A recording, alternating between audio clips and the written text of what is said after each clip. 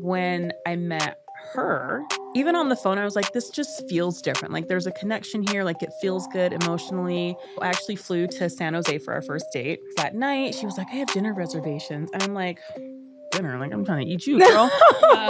We're getting ready to go to dinner. And she's like, do you want me to help you put lotion on your legs? And I'm like, yes, I do. It's Sofia Franklyn. You are listening to Sofia with an F, and the F is for phenomenal. What is up, everybody? I just got home from getting my lashes done. If you are subscribed on YouTube, then you will see that I don't want you to look at my lashes if you're subscribed, which you absolutely should be. You have to look at them like 24 hours after because they look a little bit crazy right away. I have 783 things that I want to update everybody on because I feel like it's been a minute. And then I will introduce the most incredible guest of all time. I did this recording and I can't just let the recording be out there and be live and live without prefacing and explaining the headspace I was in while I was interviewing this amazing person. I have been sick for the past 2, maybe 3 weeks.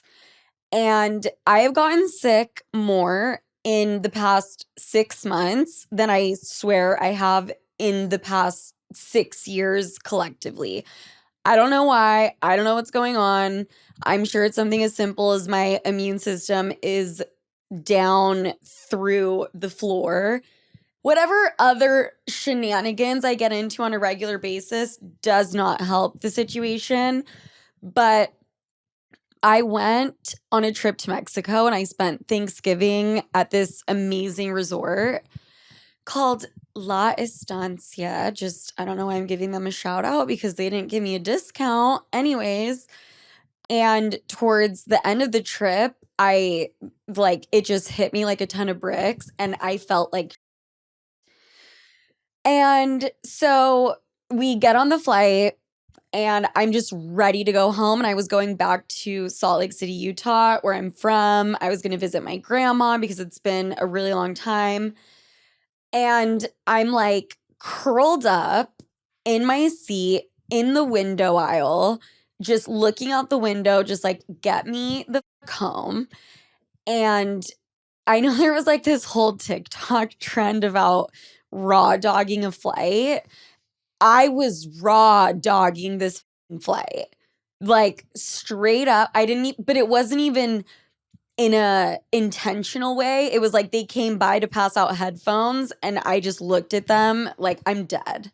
I could not even muster up energy to plug the headphones in and at least watch Mean Girls or Forgetting Sarah Marshall for the 98th time.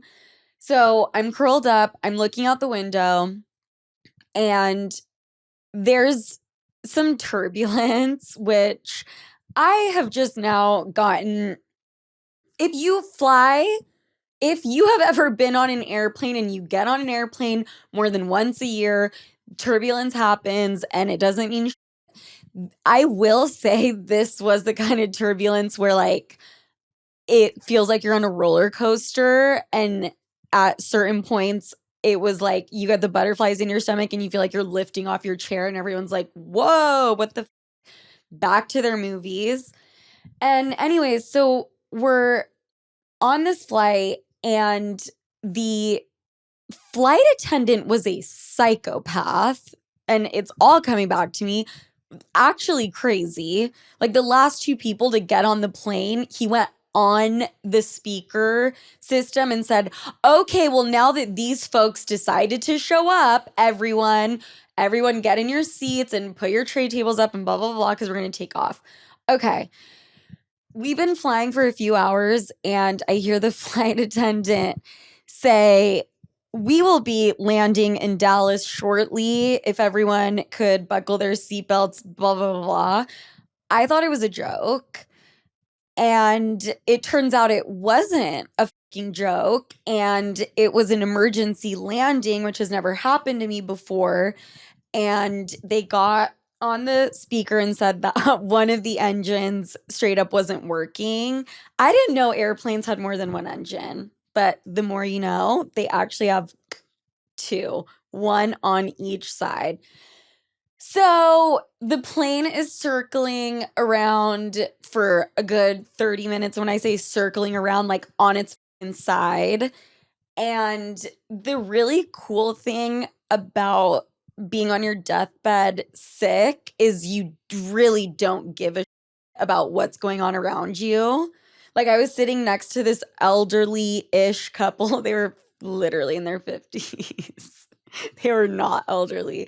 They were the sweet couple in their 50s, and they were freaking the fuck out. And I was just like, had my feet up on the seat, and I was just like, I honestly don't even care. I'm honestly happy that they're letting us off in Dallas because I'm ready to get in a hotel room and get in a bed and go to sleep. That's not what fucking happened. I ended up at the Dallas airport for, I don't know, 7, 8 hours with a fever on the ground. It was not fun. And I don't think that that helped me recover very well. I get to Utah. I have like a day to myself, and then I have this recording and I feel sick as but I'm a beast, and I'm like, you know what? I'm not going to cancel. Let's just do it. And this is like a little side note. I always thought it was so weird and rude when you meet someone for the first time and they won't shake your hand or won't give you a hug because they're sick. Like I've always internalized that and interpreted that as like being like, okay. Now that like knowing how I sounded, how I looked walking into that interview, I was like, does this make people feel uncomfortable that I'm this sick? Like, I don't know what the courtesy is there. You tell me, is it more rude to be like, I'm sorry, I'm not going to give you a hug because like I'm feeling a little under the weather? That seems more rude to me than I'm just going to give you like a quick 1-2 second hug. And yes, I'm coughing up blood. Like, okay, yes, I'm about to throw up on you. My mom and I go to Produe in Draper. Shout out these poor hairstylists. We get our hair done. And in the middle of me getting a blowout, I open a text from my friend, and it's a Reddit thread. And I'm like, okay, weird. My friends know better than to send me anything from Reddit, positive or negative. And I see that it is a picture of my ex with this girl who works in entertainment. I've interviewed her. We're like loose friends, I would say. And the pictures were of him basically in his boxer briefs. You could tell they were like on a bender. What happened was said girl, we're going to call her Ashley. I'm sure everyone knows who I'm talking about. Ashley goes on a little bit of a tirade, which is definitely a word, and posts like these back-to-back Instagram stories of my ex talking about how he's like a liar and a cheater and don't trust him. And he said he was in love with her, but then said he needed to work on himself. But then it was a little bit erratic. I'm going to be real. Like one of the slides, she says that she went to the bathroom and he cheated on her. I don't really know how that works. But regardless, that's not me sticking up for him. I read that while I'm sitting in the salon chair. I look at my mom and I go, are you kidding me? I am in Mormonville, Utah, by the way, and there's like 2-3 other girls getting their hair done, and everyone like turns around and looks at me. You know when something affects you to a level that makes you just really not give a shit? This is on top of me needing to go see a doctor. So I hand the phone to my mom, and in the most mom fashion, she goes, okay, who's Ashley? What's going on? Who is this? And I'm like, my ex-boyfriend. And she's like, Sofia, don't talk to me that way. Hold on a second. Looking at this post for like 7.5 minutes, and I'm like, hand me the phone back. And she goes, what ex? Who? She names like 5 guys that I've dated and names like a guy from high school. I'm like, Mom, no, maybe the most recent one that you have spent plenty of time with, holidays with, vacations with. So I got really heated. The girls doing our hair were horrified and were like, what the hell? And I'm like, she's like, used to be a porn star, but like now has an OnlyFans, but like she's modeling. And I remember telling him like I thought she was the prettiest girl ever, and blah, blah. These poor people at the salon. It's funny because I did an episode talking about what you should do when inevitably when you realize or are told that your ex has moved on or is fucking someone new. And I know that that was bound to happen. Didn't really make me feel any better. And I think the way in which I found out isn't really like the most fun way. The thing is, guys, I was on my way to an interview to interview a reality star from this hit breakout show, SOLD SLC, which, if you guys don't know, it's like Selling Sunset meets Salt Lake City. I get to this studio and I am coughing up a lung. I am having to blow my nose every 2 seconds. I just saw pictures of my ex and clarification and confirmation that he has in fact been hooking up with this girl, which I ended up answering his call, and he like gave me the details and told me the extent of it. And did that make me feel better? I don't really know. I don't really give a shit. So I wasn't in the best headspace to be conducting an interview and act like a normal person.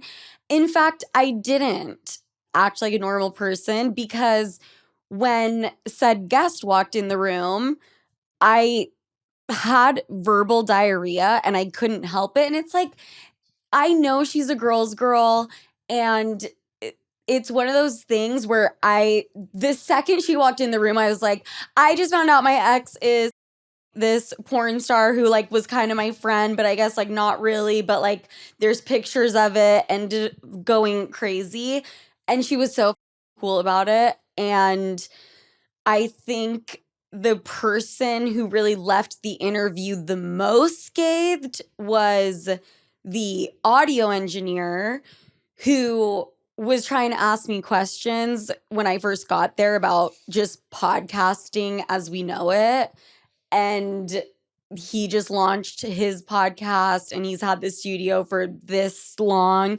And I just remember being like, listen, buddy, I can tell that you are very much from here, as am I. I can tell that you are not drinking or taking drugs or porn stars, or probably have friends that are porn stars, or you might not even know what OnlyFans is for that matter.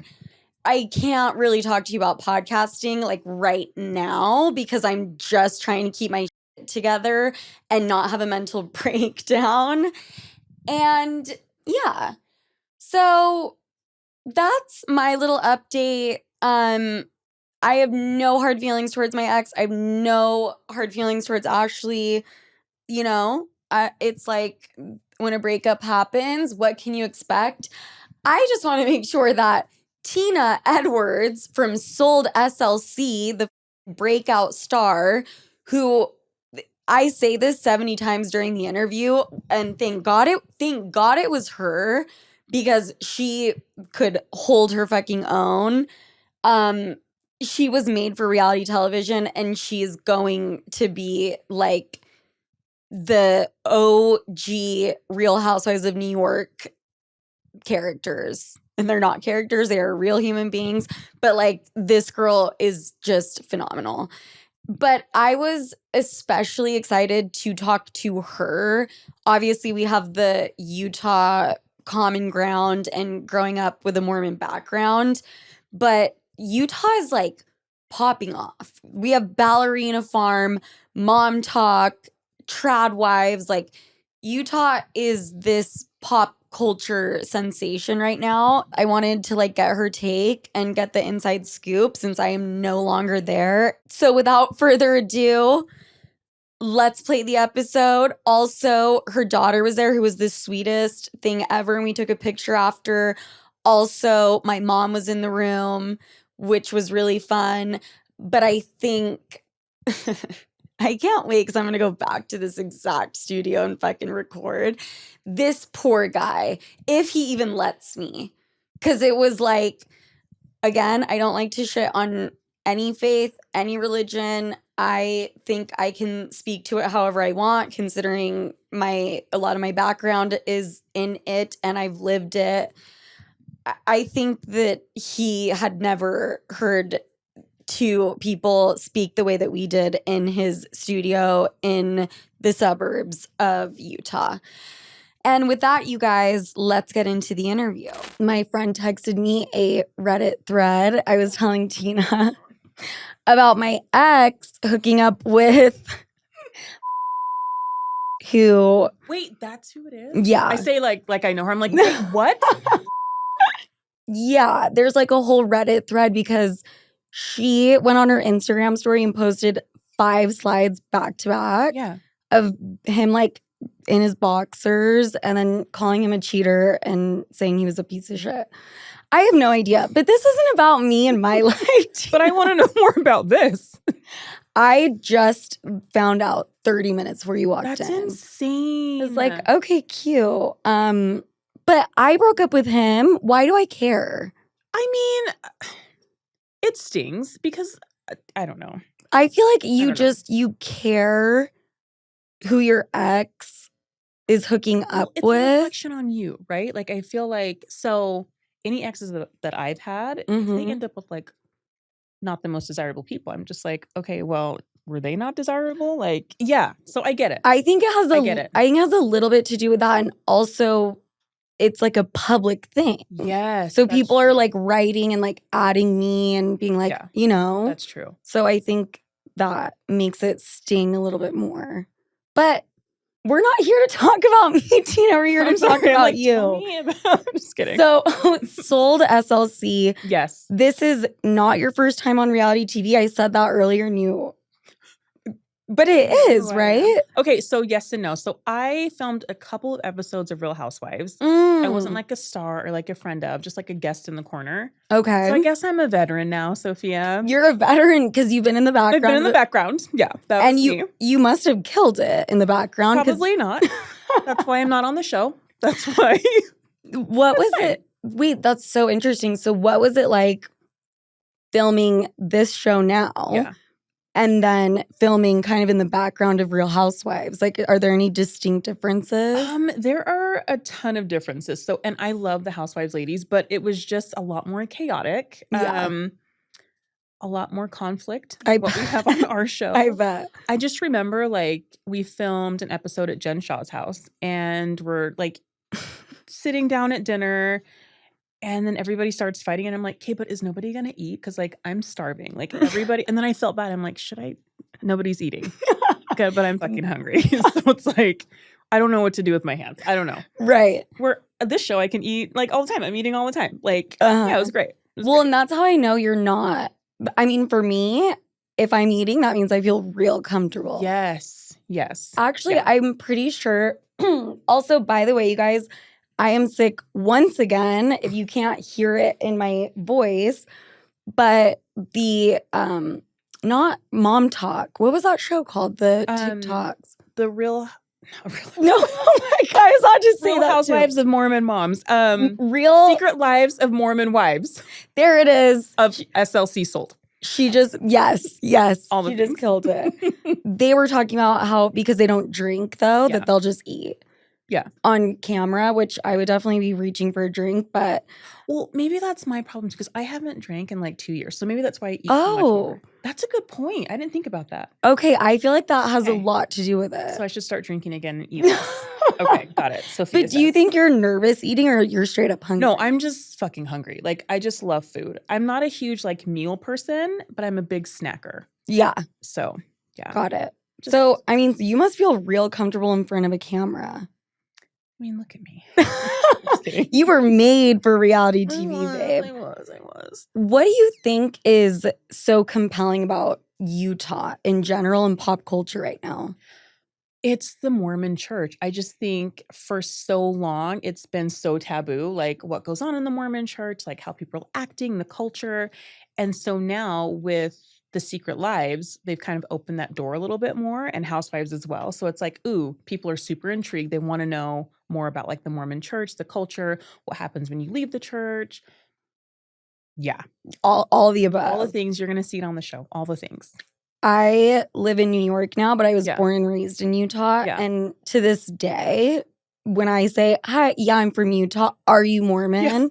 Yeah. Like, I can't go anywhere without Yeah. that being the first question. It's true. But you are quoted and you say, in Utah, I'm a unicorn, I'm Black, lesbian, and a single mom. And ex-Mormon. And ex-Mormon. Can we talk about that? Yes. Yes. What was it like growing up in Utah and being part of the church and being Black? So we actually moved to Utah my senior year in high school. So I grew up in Hawaii and Japan. Okay. So it was a little bit different. The Mormon culture outside of Utah is a lot different. Very. So when we moved here my senior year, it was just kind of like a huge culture shock. It's like people aren't as liberal. What people don't really have culture here, I feel like. You know. Yeah. Well, So my mom, I'm just like, I know her. She moved here from Buenos Aires, Argentina. oh my gosh, I love that. But she moved here when she was 17. Yeah.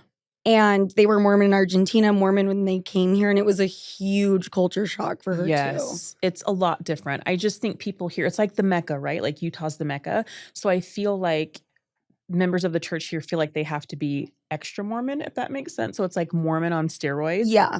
And yeah, I didn't grow up that way. My Mhm. parents were, again, like we converted to the church, but they had always like drank and smoked and like did what they wanted to do. But you come here and it's like hardly anybody is Yeah. doing that. Or if they're doing it Under the table. under the table. And not really talking about it. Yeah. Yeah. Walk us through your journey leaving the church. It felt very liberating. And again, and I've said this a million times, I have family and friends who are still Mormon in the Mhm. LDS church, and I respect it, love it for them. It just wasn't my journey. So when I decided to leave the church, it felt like a huge weight was lifted, and it felt like I could be 100% authentic. I feel like I've always been an authentic person, but there was always something missing, and I never felt at home or comfortable in the church. Mm-hmm. And so once I left, I was like, wow, like the pressures of all these things are gone. Like I can be myself 100% authentically. I can come out, Mm-hmm. find a hot woman, do what I need to do. You know what I mean? Yep. Yeah. How does it feel living in your first house post-divorce? Amazing. Are you just loving every Yes. second of it? I love every second of it. I'm an only child, so I grew up doing things that I wanted to do my way. And of course, when you're married and you live with someone, you're having to compromise those things. And now I don't have to compromise anything. Like I can have my pink plates and my pink dishes. I can have my pink sofa. I can do what I want to do. I don't have to share, which is amazing. Yeah. So yeah. You were very open about having your first orgasm, and you in your new sorry. relationship. Oh, what is that? In your It was literally I also like, love how your daughter's here. My mom's here. I'm like, what's up? can I pour this out? Because that's what it's like. Just You're funny as shit. sorry, just water everywhere. Yeah. My mom and I have always, we like talk about sex super openly. Yeah. And it sounds like you're like that with your Yeah, family she too. knows. I mean, Mm-hmm. she knows what it is. She's had the talk. And you had your first one with your now girlfriend, right? Mm-hmm. She is not from Salt Lake, though. No, she's actually from the Bay Area. So she moved to Utah. Was it for you? It was for me. Oh, I love that. That's really sweet. I mean, I did what I had to do. You know what I mean? I had to lock it in. Right. Wow. Lock it in. Have you always been this like open? Just an Yes. open book like this? Yes. Yeah. I love it. What you see is what you get. This is, if you like it, you like it. If not, you can leave. That's fine. Do you think that a lot of women who grew up in the LDS church, do you think that they view sexual pleasure differently? I do. And this is no shade to the church. This is just from my personal opinion and experience. I feel like when I was in the church, sex was kind of like Shameful, right? a little bit shameful and a little bit, it's for, to procreate, da-da-da-da-da-da-da. But now that I'm out of it and I can explore my body and explore like what an actual orgasm is, it's a lot more enjoyable. Yeah. Yeah. And I think that's also not, because I don't want this to come off like I'm hating on the LDS. Oh, yeah, faith. for sure. That's like any religion. There's this shame quality around sex, you know? Yeah, I agree. Like even to this day, if I am hooking up, like I feel like I have a little tinge of it Not after. I know I need to. I'm like the you fact can hang that out with me. Next. I need to hang out with you a little bit more and get over it. Could you talk us through what it's like to get divorced, but not only that, to come out as a lesbian in Utah? Again, very liberating, but I will say it was a little bit scary in the beginning because, again, like I've lived this life, the Mormon life. I'm the wife, I'm the mom, I do all the things I'm supposed to do. And so it was a little bit scary where it's like, okay, now I'm going to leave all of that behind, right? Yeah. And how are people going to react to that? Am I going to lose my friends? Am I going to lose my family? But everybody's been super amazing. Super supportive. So yeah. Who were you the most worried to come out to? My parents, actually. Yeah. And not because they are against any of that, but just they've known me this one way, right? I've been married a couple times, which now makes sense why. But they were actually super cool about it. And they weren't surprised, which is so funny. And like nobody was surprised when I came out. They were like, yeah, makes sense. I'm like, really? You're like, okay. Really? Like even my daughter, Devin, I was like, I'm dating women. She's like, okay. I'm like, what do you mean? Like, are you surprised? And she goes, what did she say? She was like, well, Mom, I'm not surprised because like every guy you've ever dated, there's something wrong with him. Like you didn't like his hands. You hate the way he chews. His ears were ugly. You hated his outfit. I'm like, yeah, you're right. So like nobody was surprised. That's so funny. And to get that reaction, did you think back and were you like, oh, maybe they were onto something or no? Yeah. And why the fuck didn't you tell me? Okay. Yes, you can. Why the fuck didn't any of my friends tell me that I was a lesbian? Like, you guys knew. You could have saved me a lot of heartache. I love how I'm also asking that. Like, yeah, I don't think it's anyone's place probably to tell you, but damn it, you guys. I think Utah has like, in this kind of crazy way, a pretty strong LGBTQ community. Yes, which is so surprising. It is. And that's another reason I'm excited for the show to come out because I want people to know that Utah, we've gotten a lot better. We have a huge LGBTQ community, super accepting. It's been amazing. Are you worried about the show airing? No. Or are you ready to go? I'm so fucking ready. Your follower count is about to go pew through the roof. No, I'm so excited. I'm stoked. I really am excited. How are you going to handle like rude comments and shit like that? Oh, Sophia, okay. You'll get to know me. I don't even care. Like, I think it's so funny. Because here's the thing. Everybody's ugly to somebody. And I'm going to be ugly to a lot of people, which is fine. I know I'm going to hear that. You're this, you're that. You're not really gay. Da, da, da. I've heard it all. I've got a thick skin. Whatever. Bring it on. Bring it on. Girl, I have interviewed a lot of reality stars. I genuinely think you were built for reality TV. I'm like, I you can talk shit tell. about me. I don't care. You're like, I genuinely don't care. And when you say it, I believe it. Okay, so there's this one guy, I forget his name, but he made a comment on one of those sold on SLC. I think it was on Bravo or a fan page. Something about like my wig in the promo shots, and I was like, you know what, bro? Like, you're right. Thank you. That looks really fucking silly, and I really appreciate you. And he's like, yeah, thanks for taking that. I was like, I'm gonna take that, like constructive criticism. You're right. I look dumb right there. Right. Thank you. And now we're friends on Instagram, so it's fine. I absolutely love that. Yeah. Wow, it's a keyboard warrior. And he's being seen and heard. Yes. And becoming your friend. He's like, I'm going to do a YouTube channel. And I was like, I'll follow it. Let me know whenever I look fucking dumb. And he's like your number one. He's going to call you out the second. Yes. I'll be like, I'm going to change that because that wig was terrible. Okay. So on the show. Yes. There was some conflict with you and fellow realtor Matt. Yes. You were saying that you don't know if you believe in God, but there was like there was like a bunch of kind of drama between you guys. There was this one scene and he's walking away and he makes this offhand comment and he says, "Oh, that's just working with women," or something like that, which made me furious. But what was like your biggest source of conflict with him and where did you guys leave off? My biggest source of conflict with Matt Jones is that you're in my business for no reason. Like, my spiritual journey is my personal spiritual journey. And the fact that it triggers you is kind of weird to me. So, like, I think you need to explore that.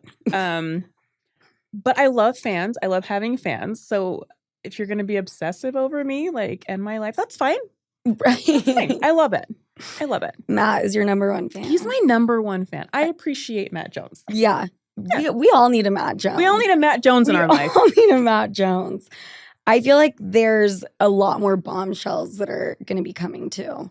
A lot. There's I have a few feeling. Bombshells. And not just these bombshells. Like not just. By the way, Tina is wearing a shirt that is stunning and her body is gorgeous. And so are you. And I'm 42 and look at me. No way. I don't have this, so I should probably just That's all I have. So can I actually start recording? So you do that and I'll turn around. What do you think makes Presidio Realtor Group in particular like an interesting group to follow? It's not. I'm just kidding. Don't You're like I'm interested. Me. No. I think the fact that there are so many different personalities, right? Yes. Like, and you've got your Mormon people, your non-Mormons, your Christians. Yep. Your others. An interesting mix. Yeah. So there's a good mix. Good mix. The straights, the gays. I want to hear more about quickly just your career and building your career. Like, how did you get into luxury real estate? Oh my gosh. Okay. So first of all, can I just say, I got my real estate license so I could buy boobs. That was like literally the reason. I'm on the phone with my cousin. I was working as an accountant for the state of Utah. And I'm like, I fucking hate it here. I'm so poor. I really want boobs. And she's like, oh girl, because she's an agent in California. Just sell one house and you'll buy tits. And I was like, wait, really? What? And so I initially got my real estate license so I could buy boobs. I love it. And I ended up not buying the boobs for like years and years and years because I love it. But yeah, so that was how I got in. But yeah, so I've been an agent for 11 years.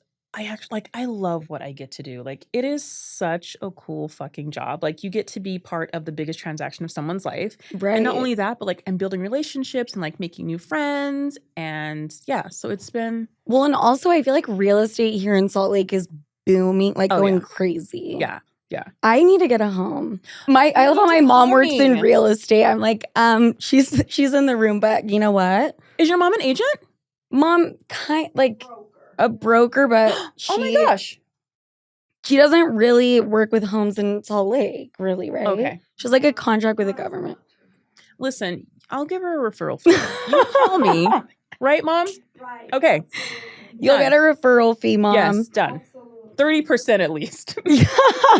I got you, boo. Let's do more lesbian talk, which, By the way, Tina, I've been pretty open and I've Yeah. hooked up with both women and men in the Yeah. past. I've only dated guys. Yeah. But what do you think? Do you think there's like a huge difference having dated men and women? Do you think women just overall care more about the other person's pleasure? Okay. I mean, that was most loaded Here's shit. the I literally thing. set that No. up for you to say, mm-hmm. Speaking of loaded, okay. Let me just explain something to you. If nobody knows about lesbian sex, it really is fucking phenomenal. Mm-hmm. So like you said, you really do care about the other person. There's just a different connection there emotionally, and it's just beautiful, and it lasts for hours. And it's Thank like you. orgasm after orgasm after orgasm, and there's like, yeah. Okay, so like there's so much. There's a lot of foreplay. A lot of foreplay. And here's the crazy thing that I didn't realize beforehand, right? I can come and orgasm just from my partner orgasming. Like, you don't even have to do anything to me. It's the fact that I'm pleasuring you. But an Done. actual orgasm? Yes. No. Yes. From giving your partner one? Yes. Are we sure about that? 1,000%. Okay. I wish I would have recorded it so I could tell you. Next time. Next time I will send you. It's just the fact that they're being pleasured. Yeah. And you're the one doing it. Mm-hmm. Beautiful. Do you think that because you've been able to form this real intimate connection with her, that is also why you have maybe not easier time, but you're able to have an orgasm? Yeah. And for me too, that's a really good point. I am a very emotional person. And so when I feel that emotional connection, it's like so much easier to just like squirt all over the place. And just, yeah, we're good. All right, do you have to cut that out? No, Okay. I definitely don't. No, I think that's such a huge part of sex. And I'm going to be totally blunt right now. Yeah. I don't know if I've ever 100% let my guard down with a guy ever. Yeah. And I'm 32. No, I get that. You know? Yeah, for sure. And I'm like, if I did, I can only imagine what the sex would be like. Phenomenal. Yeah. But that's probably my own shit that I need to work on in therapy. I don't even think it's the men I'm choosing, to be honest, except the one that I talked about earlier. Except the porn star guy. Yeah, okay. Except him. That's a whole other thing. Have you gotten did like your friendships and stuff fall apart post-divorce or when you left the church or coming out? Or have your friends always been like your tight group? My friends have always been my tight group. They've always been, again, super supportive. Nobody was surprised. And it might have also been my attitude toward men, even in my marriage, where they were like, I think she's gay. Yeah. She does not respect men. This one's gay. Like something's going on with her. Okay, yeah. I must for real be gay then because... Listen, you might be. You never know. You never know. Yeah, it was just... And again, I'm not a man hater by any means. It's just... Yeah, I don't know. Man. But you know what? You don't even have to explain it to me. I'm the exact same way. Yeah. I low-key built a career kind of talking shit on guys. No, I really did. Like for the first... Where do I sign up for that? For the first 3 years, that's what it was. And then I love it. I've been trying to work on it in therapy and be like... But do you need... Honestly, no. Okay, I'm gonna follow in your money. footsteps. Save your money. Follow me on Instagram. You don't need a therapist. Yes, that's what I'm gonna do. You're good. We got to get you posting more on Instagram, but you post Epistorm on TikTok. I do. That's yours. You feel more comfortable posting on that? I mean, I hate posting anyway. Like I have to force myself. I do too. I'm such a private person, believe it or not. I am an introvert. Like I really am. I'm extroverted when I have to be. Yep. But like once I'm home, like I'm done. And it takes away like a bunch of your energy when you are, right? Yeah, I would much rather be at home than like out, but I got it, whatever. Right. That's so funny though to say that. Like you're an introvert, but 1,000% on reality TV. Yeah. I'm like, so was the filming schedule like when you would get home, would you just die? Yes. And I have to apologize too to the crew. Like, our crew was fucking phenomenal. I am the biggest brat. Like, I complained a ton. I'm just like, oh, again? I have to film again? And it's like, you signed up for this, bitch. Like, yeah, you do have to film again. So I'm sorry, you guys. But I'm also the same way. Like, I like to complain. It makes me feel better to voice how uncomfortable I am. Only child? You know what? I might as well be. I was an only child till I was 11. Oh, so yes. Okay. So I basically am. Yeah, you are. You are. But counts. Ooh, the only kid energy though. Yeah. I'm like dating this guy right now. Yeah.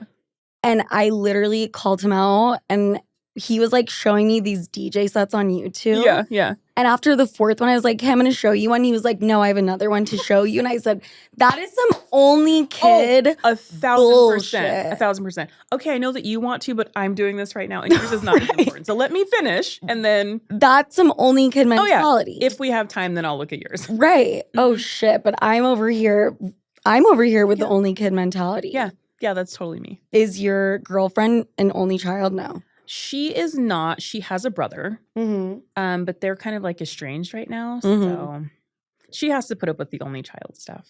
Thank you. That was my real question. You'll see as the. I feel like there has to be someone in the relationship that's like, fine, I'm gonna like let you do your thing. And it's not me. It will not be me. No, either. It's not gonna be me ever. Oh wait, like, can we talk about the Utah curl? You have the Utah curl. I have that's the thing. I told her I just want super relaxed beach waves. Yeah. My hair is crimped. It's crimped. It's a Utah curl. And you know what? Utah curl is Utah curl. Hilarious. I am guilty of it. I've stopped doing it now that I've got the bob. But it's the Utah curl. It's the beachy, curly, Shirley Temple-ish, straight on the end. Emphasis on the Shirley Temple. Because it's like the curly Q, but straight. And then it's like, I did not realize that she was about to go like this Shirley Temple. Ham on your shit this is straight up but it's Shirley cute. Temple. But it's so cute. Yeah, it's cute. I feel like if I tried to rock this in New York, not gonna fly. I'm gonna have to go like this when I get there. This is for real curly. It's cute. But that was so funny when just the extensions when Secret Wives of whatever Mormon wives. Houses of Sold. Yeah. The Sold Wives. Every time I tried to recall the name of that show, this exact thing happens every single time. They all have the exact same hair. Same hair, yeah. The Utah curl. The Utah curl. Look it up, everybody. It's the Utah curl. We're all guilty of it if you've lived in Utah. Do you live in Salt Lake right now? I do live in Salt Lake. Okay. Yeah, I do. It's been great. It's been great? Has it? I wish I lived in New York. I'm going to tell you though. I feel like I'm more of an East Coast girl. I love Utah. It's been great. But I just know that if I were on the East Coast, I would feel a little bit more comfortable. Like the attitudes and like, yeah. I am not going to lie. I feel like, I feel a little bit more at home in New York. But I think a lot of that has to do with my family and my mom moving here when she was 17. And I don't think she's ever felt 100% at home in Utah. Yeah. And I think that like kind of transferred to me. Yeah. I love the fast paced, the chaotic. And I feel like too, people on the East Coast are kind, not nice. Oh. And that's very much me. Like I am not nice, but I'm very kind. And I feel like people on the West Coast are more nice, but not as kind. Does that mean they're like kind of fake about it? It's however you want to interpret it. However you want to interpret it. Yeah. Kind over nice. Yeah. I'm very kind. I'm not nice at all. No. You won't put on a front. No. You will not try to put on a show. And it has gotten me in a lot of trouble in Utah. Because again, like... And it got me on a reality show. Got me on a show. I am not nice. I just feel like, too, a lot of the attitudes here are very passive-aggressive. And when you have someone like me who is very direct, it comes off as aggressive. Where I'm like, I'm not aggressive. I'm just like, I'm very forward. That's so true. No one would ever make a comment like that in New York. Yeah. Like, whoa, that was like really... Yeah. No, that's just how we're how it is. Yeah. What is it like early stages even with a girl, dating a girl? It was actually phenomenal. And again, so when I got my divorce, I was still going on dates with men and it still never felt right. I'm like, oh, I don't like any of these guys. Like, this sucks. There's no connection. And when I met her, BJ, even on the phone, I was like, this just feels different. Like, there's a connection here. Like, it feels good emotionally. And then we went on our first date. So I actually flew to San Jose for our first date. And, Okay. long distance. So I flew to San Jose. We went to the Santa Cruz Beach Boardwalk, like did all the things. And of course, that night she was like, I have dinner reservations. And I'm like, fuck dinner. Like, I'm trying to eat you, girl. So yeah, we were getting ready to go to dinner. And she's like, do you want me to help you put lotion on your legs? And I'm like, yes, I do. And so she was like putting lotion and oil on my legs. And of course, like things happen and go, where they're supposed to go. Where they're supposed to. Supposed to go. Got a little brief intro to that. And then she's like, okay, we have a reservation. I'm like, bitch. You're like, we're not. Wait, there's what? No. So we go to dinner and I'm like, can you hurry up and eat? Because wait, that's kind of hot. It's very hot. So she was like, oh no, we're going to dinner. Yes. That's fucking And I was hot. like, hey, well, we're going to fucking eat fast. Because like, we got to get back.